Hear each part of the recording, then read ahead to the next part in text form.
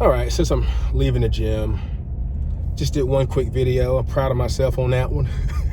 That one's been coming for a while. And again, shout out to Southside Dre and the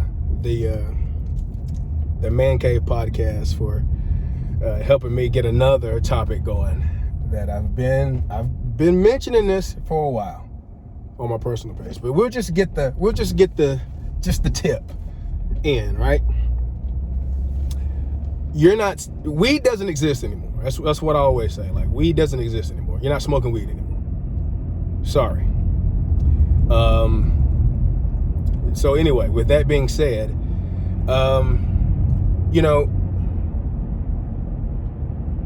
I've just come to understand what a lot of other people have been coming to understand over the past years. And that is that you have a totally different product nowadays. And other people have insinuated the idea of this being planned. Now, you would think it's just, coming from the hood and et cetera, and different people, doing selective breeding and whatever else for basic traits that they want in a plant. But there's other people that are way smarter than me that are suggesting that this is not the case. But to just kind of gloss over a few things that I want to get into. One, it just amazes me how many people feel like they need to smoke weed nowadays. And I don't want this to come off the wrong way, because depending on who you ask, there might have been a time where I indulged in the intake of certain plants, right? And it may not have been that long ago. And then a few people who know me might say, well, you're just saying all this because you can't indulge, blah, blah, blah, which I can, but I kind of can't, because luckily, and I feel blessed, because this stuff nowadays, like, my body doesn't like, right? And I'm pretty sure the first anxiety attack I ever had in my life came from not understanding that I was getting into a particular newer variety of a certain thing, shall we say, right?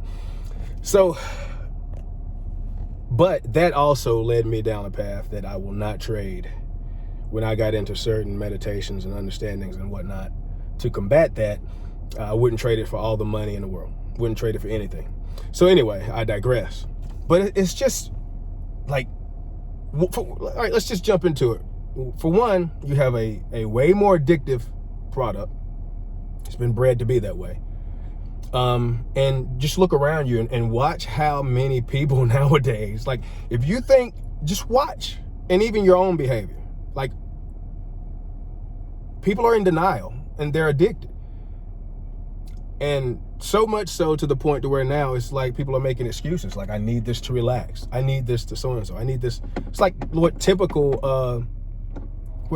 people say when they're typically addicted and in denial.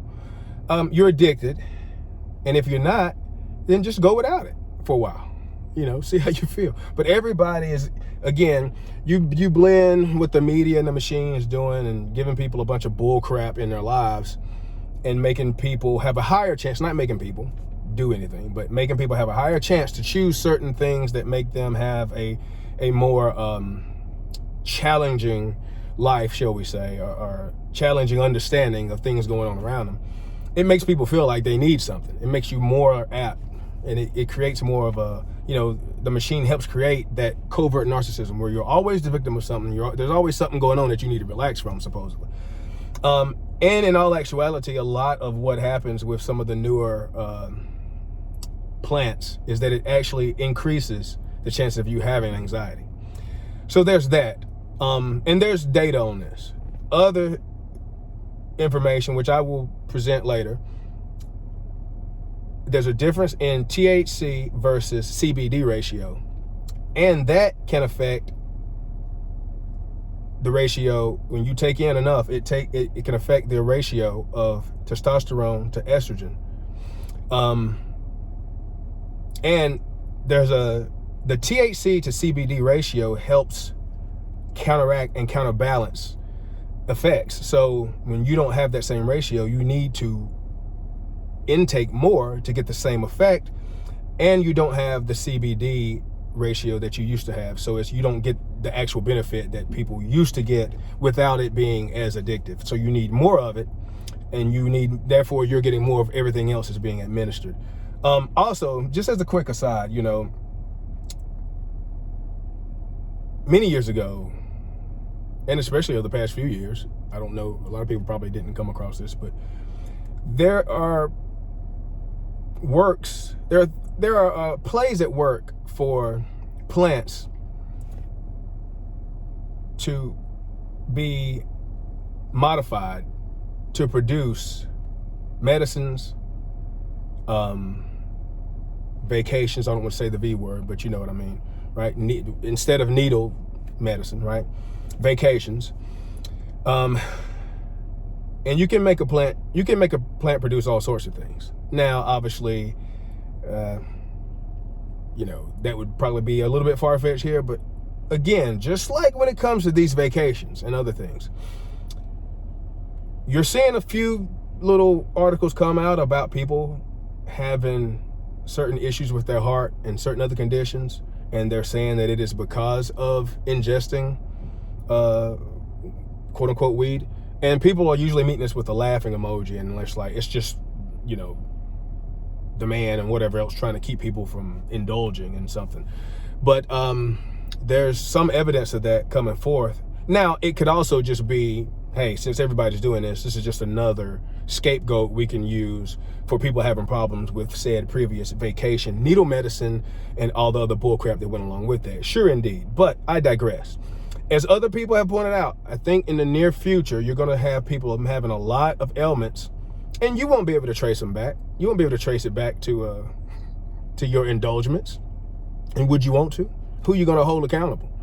But anyway, you throw in, as some of the bodybuilders know, when you throw off your testosterone, you can have other issues with your lipids. You can have dyslipidemia, et cetera, et cetera. That's what basically, I don't know how many times have bodybuilders died where it wasn't more than likely a problem with dyslipidemia leading to a heart attack. So, all right, there's that.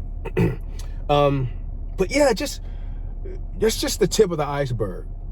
But if you just look around and see how many people are so caught up, like how important is weed in people's lives nowadays?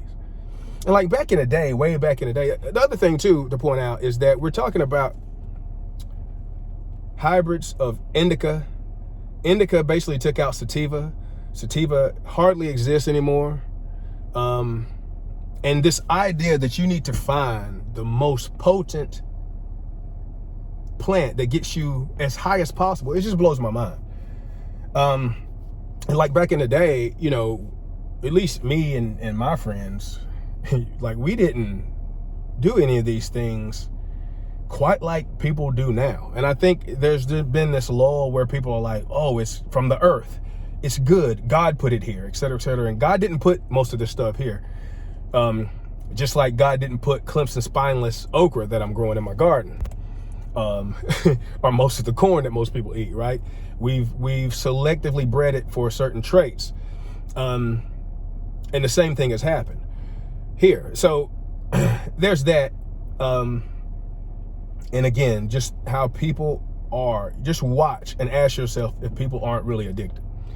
The other thing too, before I end this video, just as a start, is that it just blows my mind that people think that the same people in the same system, companies, corporations, et cetera, there are, and lawmakers, legislators, et cetera, that are about to supposedly let you have your freedom with being able to grow and smoke and do whatever with this stuff. As many people have pointed out, if you just watch a few videos, do a little bit of research, there's really not as much freedom as you might think there is. There's still a lot of corporate bullying and bullcrap bureaucracy going on.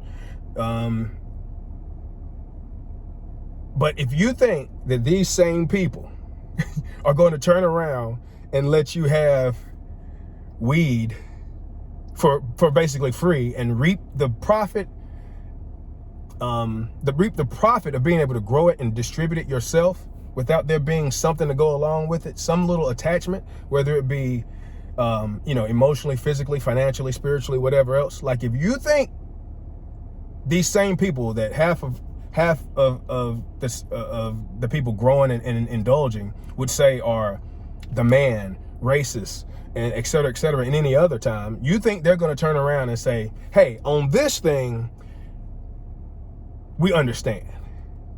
Hey, we're just going to let you have it. You know, we're going to let you grow weed and smoke all the weed. Grow and smoke all the weed you want. Like, we understand you all of a sudden. But still screw you over tax time, child support, literally everything else in life. You think this is going to, when you're competing with cigarettes, you think they're finally going to understand it and let you have your way.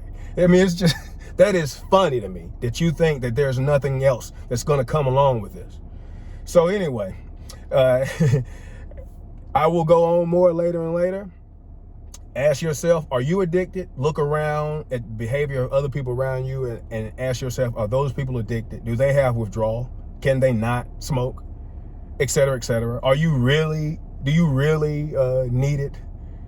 Is it really for your ailments? Like, everybody supposedly needs it now to relax because it's tough being black, supposedly, in America, and other bull crap, excuses. But that's just for black people who use it. I mean, there's plenty of other races or whatnot, but oh man. Anyway, the list goes on. Anyway, I'll check y'all in another video. I just wanted to start this conversation. But hey, if you think there's nothing that's coming along with this, then that's your business. All right, just be careful. Love, peace, and light. See y'all later.